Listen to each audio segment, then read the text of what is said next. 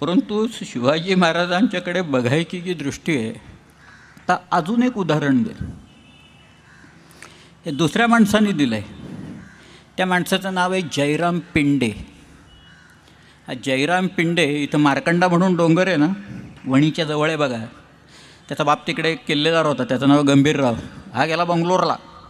जयराम तो शहाजीच्या समोर त्यांनी 12 नारळ लावून ठेवले. शहाजीराजे म्हणाले, या 12 नारळाचं प्रयोजन काय? म्हणाला, मी 12 भाषात काव्य करतो. मग त्यांनी काव्य वगैरे केलं. मग ती समस्या घातली. मी सांगितलं शतकेंद्रम नभस्थलम म्हणून. मग शहाजी राजांच्याबद्दल त्यांनी काव्य रचलं, छोटंसं आहे. त्यांची दिनचर्या त्यांनी सांगितलं. एखाद्या राजासारखे कसे शहाजीराजे तिथं वावरत आहेत. ते पहाटे उठायचे, भाट त्यांना आळवायचे सगळ्याच्यातनं. मग शहाजीराजे प्रातर्विधी उरकायचे. त्यांच्याबरोबर त्यांचे पुरोहित असायचे. मग परात आणायची तुपाची, त्याच्यात शहाजीराजे स्वतःचा चेहरा बघायचे.